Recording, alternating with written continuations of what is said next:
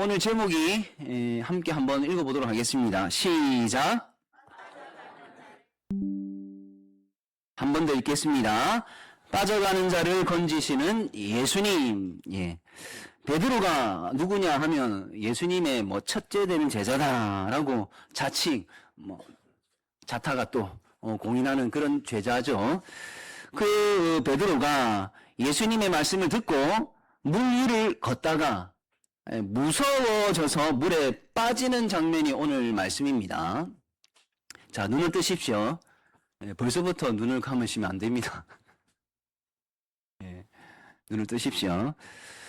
우리는 이 말씀을 읽을 때에 베드로가 얼마나 용감했는지, 그리고 또 얼마나 약했는지를 사실은 먼저 볼 수밖에 없죠.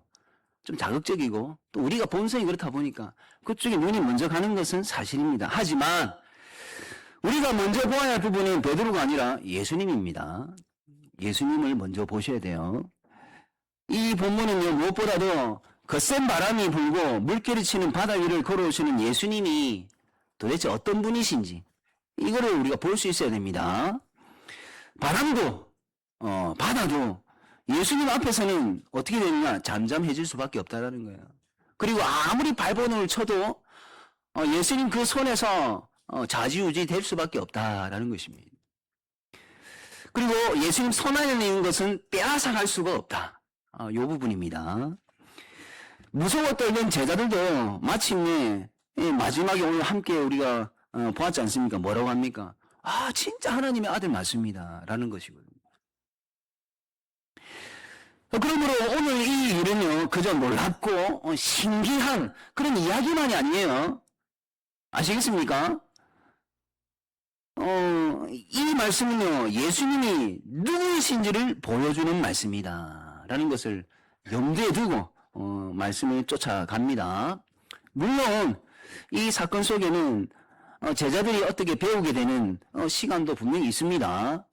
제자들의 어떤 훈련의 시간도 있습니다. 하지만 그 가운데서도 예수님은 자신이 어떤 분이신지를 분명하게 보여줍니다.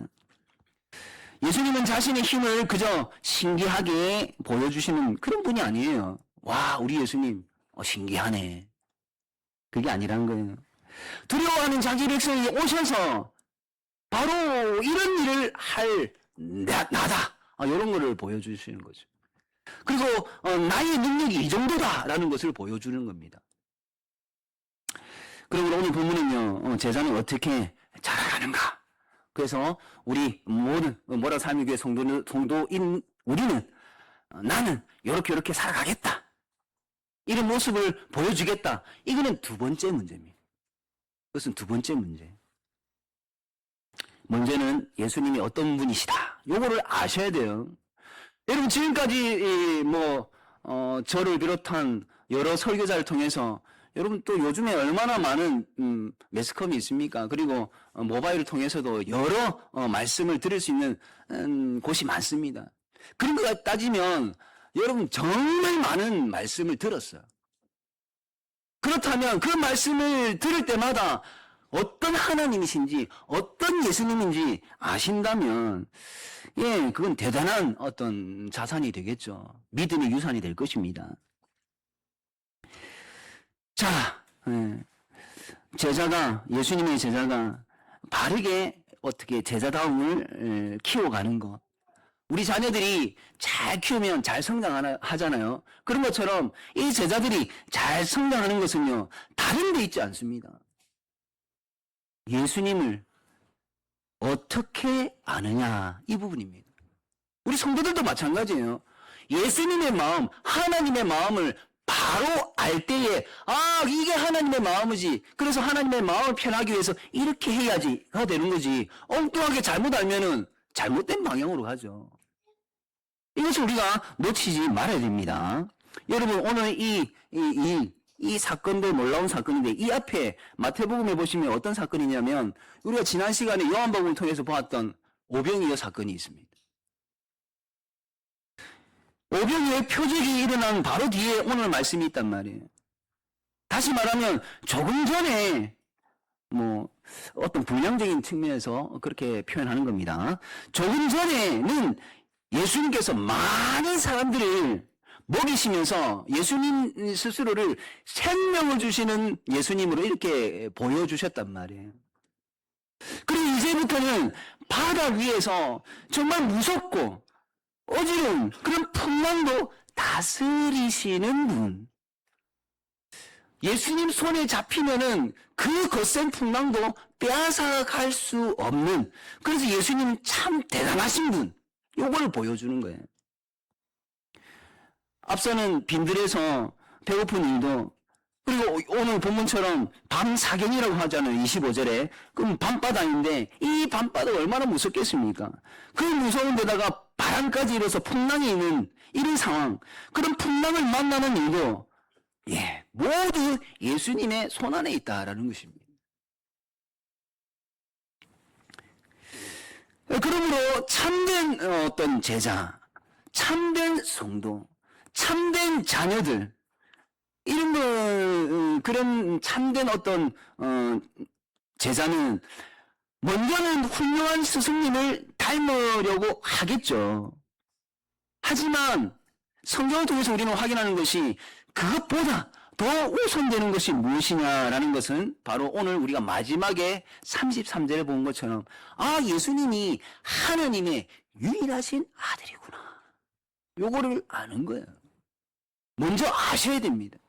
단순히 어떤 데이터를 축적시키는 것이 아니라 이게 경험을 통한 동반된 이런 하나님의 아들이심을 알아야 된다는 거예요. 이 부분이 쉽지 않다라는 것입니다.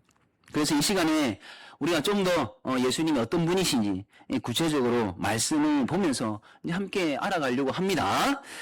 먼저 25절 이하의 말씀을 보십시오. 25절 이하의 말씀을 보시면, 잘 관찰해 보시면 예수님께서 두려워하는 제자들에게 자신이 어떤 분이신지를 이제 보여주시는 것을 이제 알 수 있는 말씀들이거든요.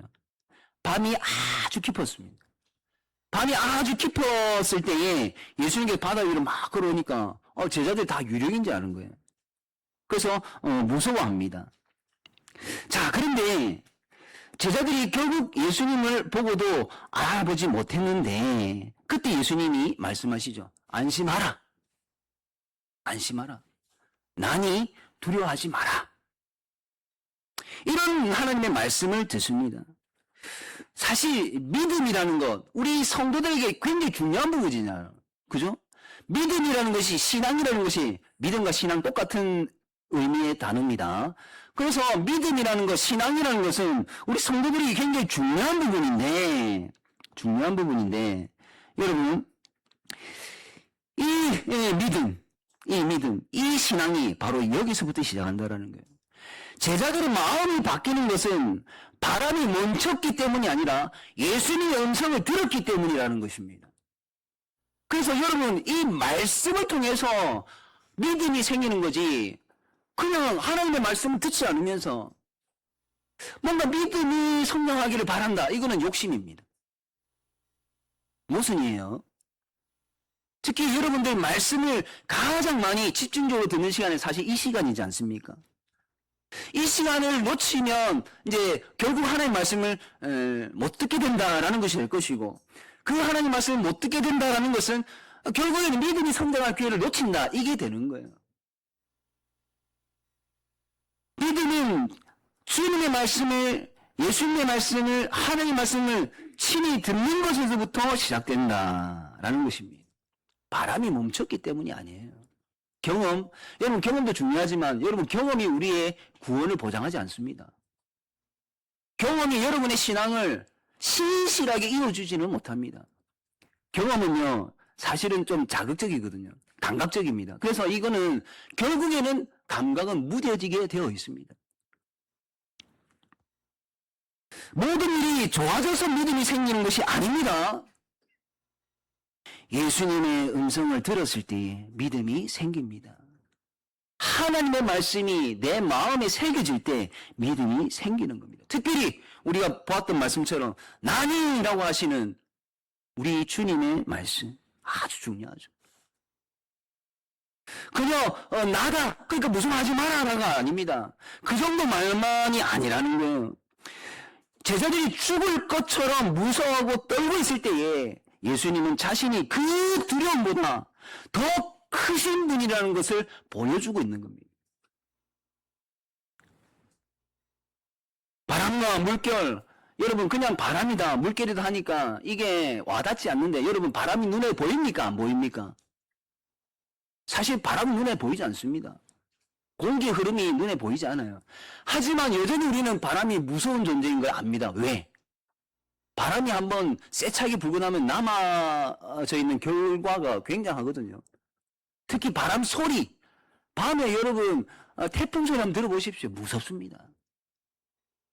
이런 무서움, 두려움을 동반한 바람과 물결. 그래서 제자들에게는 정말 현실 자체가 무서운 현실이었거든요. 하지만 예수님은요, 그 현실보다 더 크신 주님으로 다가오셨다라는 것입니다. 우리의 삶 속에서도 마찬가지입니다. 우리 하나님은 우리에게 어떤 현실의 상황보다 더 큰 위대한 광대하심으로 우리에게 다가오시는데 그것을 느낄 수 있어야 됩니다. 그래서 특별히 오늘 본문에서 중요한 것은요, 제자들이 거듭 말씀을 드립니다. 제자들이 용감했다. 이게 아니라고요. 그건 두 번째 문제입니다. 제자들이 용감했다가 아니라 그들이 만난 예수님이 어떤 분이신지 이 부분. 우리 한번 읽어볼까요? 시작. 믿음은 자기 마음을 설득하는 힘이 아니라 예수님이 어떤 분인지를 아는 지혜입니다. 여러분 믿음 하니까 때로는 너무 추상적입니다. 그리고 자기 마음을 설득하는 힘이 될 수도 있습니다. 하지만 좀 우리가 후자적으로 뭔가 개념을 잡았으면 좋겠습니다. 왜? 신앙이 더 유익하니까. 한 번 더 읽어보겠습니다. 시작. 믿음은 자기 마음을 설득하는 힘이 아니라 예수님이 어떤 분인지를 아는 지혜입니다. 예수님이 오병이의 사건을 통해서 생명의 근원이시고 생명 주시는 분이라는 것을 알게 되면 내가 이 상황에서 죽을 것 같아도 우리 주님 충분히 나를 살릴 수 있는 분이야. 이게 믿어지겠죠. 그런 맥락에서 이러한 부분들을 우리가 알자라는 거예요. 내 믿음이 얼마나 큰가가 아니라 예수님이 어떤 분이신가. 여러분 예수님은 세상을 창조하신 분이십니다. 풍랑을 만드신 분이 예수님이라고요. 그런 분이 바다 위를 걸어오시는데 하나님의 아들이라는 것입니다. 그리고 이 광대하시고 위대하신 예수님은요, 두려워하는 자기 백성에게 직접 가까이 오시는 구원자이시다라는 것입니다. 여러분, 제가 이제 신학 공부를 할 때에 교수님이 딱 한마디를 했습니다. 모든 신학에도 여러 종류가 있습니다. 모든 신학의 출발은 창조자이시면서 구원자이신 하나님부터 시작하면 된다. 여러분 단지 신앙만이 아니라 신앙도 마찬가지입니다. 믿음도 창조자 구원자이신 하나님에서부터 시작을 하셔야 되는 거예요. 여러분의 삶도 마찬가지입니다. 여러분들의 삶도 창조자이시고 구원자이신 하나님에게서부터 출발하십시오. 그래서 우리의 삶의 가장 기본되는 지침서가 소교리, 대교리, 문답의 일문 아닙니까? 사람이 살아가는 주된 목적이 뭐냐? 많은 목적이 있음에도 불구하고 그 주된 목적이 뭐냐? 하나님 때문에 우리는 살아간다라는 거예요. 그 하나님은 창조자시고 구원자이시니까. 하나님은 창조자시고 우리는 피조물이고. 그래서 피조물은 창조자이신 하나님 위해서 산단 말이에요. 하나님은 구원자시고 우리는 구원받은 존재이기 때문에 나의 생명을 꽉 붙잡고 있는 그분을 위해서 살아가는 것은 당연한 거죠. 마치 이렇게 어린 자녀들이 부모를 떠나서는 살 수 없듯이, 그래서 이 어린 시절에는 부모 중심으로 살아갈 수밖에 없잖아요. 그런 것처럼 우리는 하나님 중심으로 살아갈 수밖에 없다. 이것을 우리는 알아야 된다는 것입니다. 여러분, 믿음이라는 것은요, 그래서 내가 스스로 강해지는 것이 아니라 예수님이 누구이신지 알고 그 예수님을 믿고 따르는 것. 여기에서 신앙이 시작되는 겁니다. 다시 돌아와서 우리가 28절 말씀을 한번 보십시오. 베드로가 뭐라고 합니까? 주여, 만일 주님이시거든 나를 명하사 물 위로 오라 하세요 라고 그렇게 요청을 하죠. 이 말도요, 한번 해보겠다, 사실 이건 아니죠. 와, 신기하다, 나도 그거 경험해보고 싶습니다, 이런 식이 아니라 주님 말씀대로 하고 싶으니까 말씀해 주세요라는 것이거든요. 굉장히 중요한 부분입니다. 다시 한번요. 주님의 말씀대로 하겠습니다. 말씀해 주세요. 그래서 예수님은 오라 하셨습니다. 베드로가 그 말씀대로 믿고 무리를 걷는 두 번째 사람이 되었습니다. 첫 번째 사람은 누굽니까? 참 하나님이시면서 참 사람이신 예수님. 두 번째로 무리를 걸은 사람이 베드로. 저는 성경에 나와 있기 때문에 그렇게 믿습니다. 그래서 베드로가 무리를 걷게 됩니다. 근데 중요한 것은요, 앞서 말씀을 드렸습니다. 베드로가 용감해서 무리를 걸었습니까? 아니라는 거예요. 베드로를 붙들어 주시는 주님의 말씀이라는 것입니다. 베드로를 인도하는 주님의 말씀이 더 중요한 거예요. 성도는요, 무작정 확 뛰어가는, 그래서 뭐 될 대로 되겠지 하고 확 뛰어드는 그런 사람이 아니죠. 물론 그게 100% 잘못됐다라고 말씀을 드립니다만, 그럼에도 불구하고 말씀하신 주님을 믿고 움직이는 것이 성도죠. 그래도 우리는 도박을 하는 사람들이 아닙니다. 신뢰를 쫓는 자들이죠. 이 믿음을 그냥 마음이 뜨거워지는 것이나 잠깐 뭐 열심히 해봐야지 하고 다짐하는 것으로만 여기지 마십시오. 물론 예수님을 생각하면 마음이 뜨거워지고, 이번 이제 고난주간이 시작되었습니다. 고난주간이 시작되었기 때문에 십자가만 생각하면 마음이 울컥하고, 나 때문에 모든 일들이 일어난 것처럼 그렇게 자괴감에 빠지기도 하고 그럴 수 있겠죠. 감정이 이제 일어날 수 있습니다. 그러나 믿음은요, 그런 감정에서 끝나는 것이 아닙니다. 신뢰라는 것은 그 이상입니다. 신앙이라는 것은 예수님이 어떤 분인지 알 때에 비로소 생기는 것입니다. 그래서 말씀을 믿고 순종하는 것이 신앙이고 그것이 신뢰입니다. 또 우리는 예수님이 어떤 분이신지를 확인할 수 있냐면 이제 30절 이하의 말씀이거든요. 더 중요한 부분은 이제 30절 이하의 말씀이 되겠죠.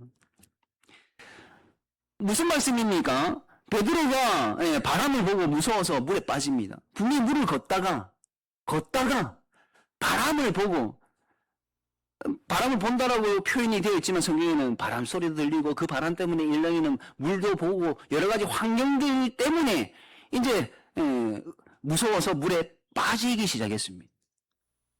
조금 전까지도 무리를 걷던 베드로입니다. 그런데 성경은 이런 실패, 실수 숨기지 않죠. 왜 숨기지 않을까요? 여러분, 강한 사람을 자랑하는 것이 성경책이 아닙니다. 뭔가 뛰어나고 뭔가 잘하고 이런 사람들 갖다가 여기다가 우리에게 알려주는 책이 성경책이 아니에요. 약한 사람을, 미련한 사람을, 좀 부족한 사람을, 약점이 많은 사람을 붙들어 주시는 하나님의 은혜를 보여주는 이 말씀이 바로 성경이다라는 것을 잊지 마십시오. 그래서 우리가 주위에서 보아야 할 것은, 다시 한번 말씀을 드립니다, 어떤 대단함, 자랑거리 아닙니다. 우리 얼마나 자랑거리 대단한 거 내세우고 싶습니까? 이게 사람의 마음이 참 그렇습니다. 본성이 그래요. 그래서 말하지 않으면 입이 근질근질하고요. 어떻게 해서든지 애둘러서라도 내가 잘한 것 좀 보여주고 싶고 밝히고 싶고, 이게 사람의 본성입니다. 이해합니다. 하지만 우리 하나님은 그런 것보다는 실수가 많음에도 불구하고 그러한 연약한 자를 들어서 강하게 하시는 그 하나님, 자주 말씀을 드리지 않습니까? 그런 분이 바로 우리 하나님이시다, 우리 예수님이시다라는 것입니다. 베드로 얼마나 연약한 모습을 보였습니까? 앞에 그 모든 피조물과 환경을 갖다 좌지우지할 수 있는 무리를 걸어가시는 그 예수님을 보고도, 앞에 두고도 무서워서 물에 빠지고 있는 이 연약함. 그래서 베드로가 그래도 수제자다라고 할 만한 게, 주여 나를 구원해 주십시오, 이렇게 그래도 외치지 않습니까? 이 짧은 외침에 예수님께서 손을 내밀어 주십니다. 그래서 예수님이 붙잡죠. 붙들어 주신다는 겁니다. 지금까지 말씀만 보아도 여러분, 성도들이 대단해서 구원을 받습니까? 아니죠. 내가 뭔가 잘났기 때문에, 뭔가를 잘 해놓은 것이 있기 때문에 하나님께서 나의 구원을 책임져 주시는 것입니까? 아니라는 것입니다. 베드로가 불렀던 그 주님이 대단하시기 때문에 베드로의 손을 잡고 더 이상 물에 빠지지 않게 해주셨던 것. 마찬가지로 저와 여러분이 대단하진 않지만 우리의 구원을 책임지고 계시는 하나님이 바로 창조자 하나님이시기 때문에 대단하시다라는 것입니다. 그래서 우리가 구원을 받을 수 있는 겁니다.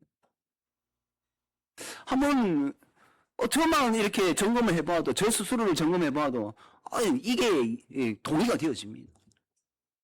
얼마나 의심이 많고, 얼마나 실수가 많고, 얼마나 아무도 안 보기 때문에 나태해지고 게을러지고,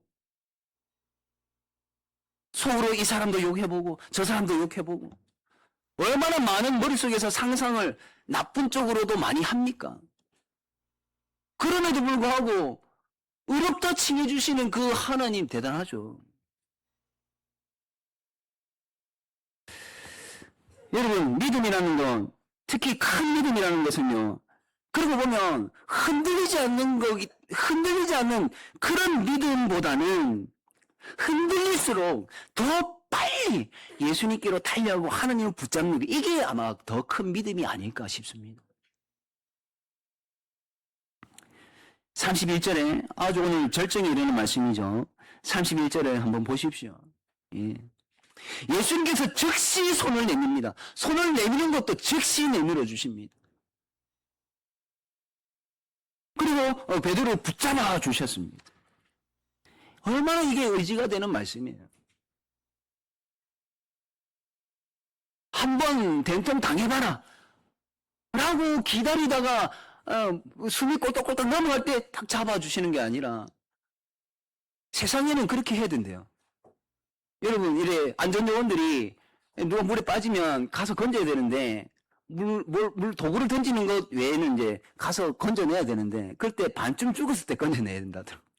자칫하면 그 허우적대는데 휩쓸려가지고 같이 이제 죽을 수 있어가지고. 그런데 예수님은 즉시 손을 내밀어 잡아주시네요. 그만한 능력이 계시다라는 분입니다. 예수님은요, 그저 기준만 말씀해놓고 우리가 잘하나 못하나 멀리서 뒷짐지고 보기만 하는 그런 분이 아니셨던 겁니다. 여전히 이 자리에 계신 분 중에 우리 주님 왜 이렇게 멀찍이서 나를 지켜보는 것 같지라고 느끼는 분 계십니까? 결코 그것이 아닙니다. 혹 그렇다면 이유가 나름대로 있을 것입니다. 마치 욥처럼 잘 모르겠지만 분명히 어떤 이유가 있을 거예요. 일단은 보편적으로 우리 주님은 그렇게 기다리는 분이 아니라 그냥 이렇게 행하고만 던져놓는 것이 아니라, 때로는 우리가 실수하고 넘어질 때에, 또는 혼자서 도저히 다시 일어날 수 없을 것처럼 그렇게 느껴질 때에 예수님 우리를 외면하지 않으시고 즉시 손을 내밀어 붙들어 주시는 구원자이시다라는 것입니다. 그래서 이것이 바로 복음이죠. 31절 말씀을 다시 한번 보십시오. 믿음이 작은 자에 왜 의심하느냐라고 책망도 하십니다. 그냥 오냐오냐가 아니고요. 분명히 책망도 하세요. 꾸짖습니다. 그런데 꾸짖음도 손을 붙잡고 나서 하시네요. 그죠? 우리는 때로는 실컷 두드려 패고 나서 아프지 하면서 안티프라미 발라주고. 안티프라미 압니까? 우리 자녀들 안티프라미 아는지 모르겠다. 우리 예수님은 반대로 하시네. 반대로. 먼저 손잡아 주시고 책망하시는 우리 예수님.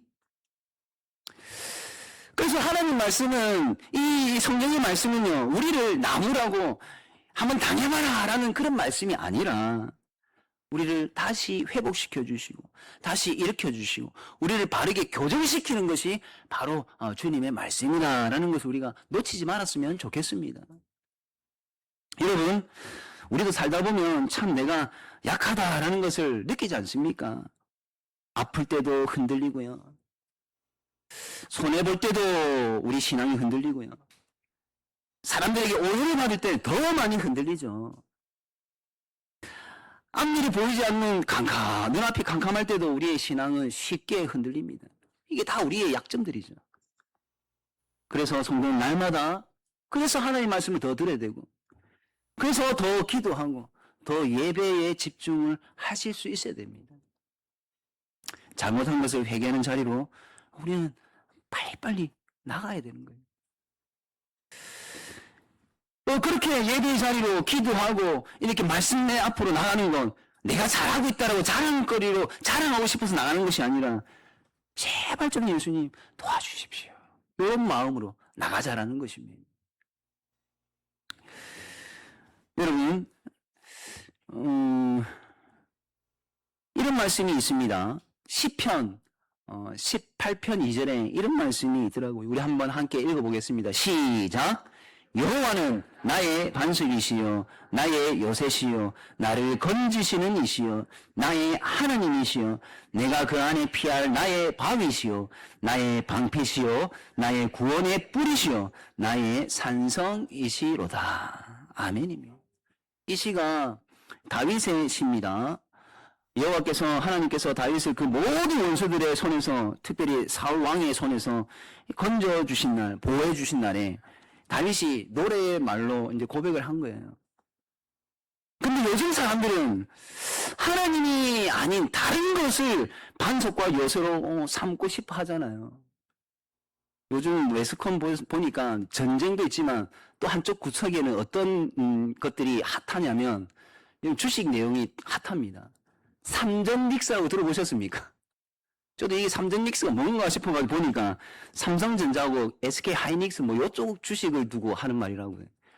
굉장하답니다.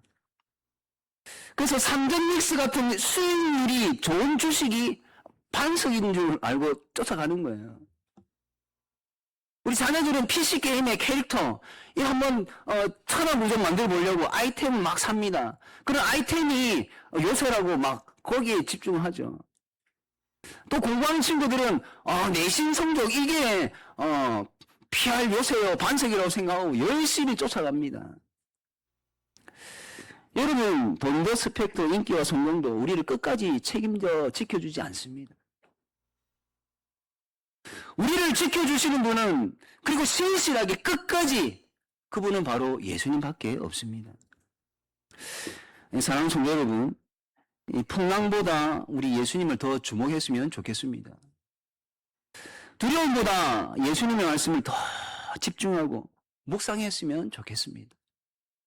그리고 오늘부터 시작되는 이 한 주간을 안심하라, 나니 두려워하지 말라라는 이렇게 말씀하시는 예수님과 좀 동행을 신실하게 했으면 좋겠습니다. 그러면서 구원받은 자당 그러한 삶을 살아내는 저와 여러분이 되기를 간절히 바랍니다.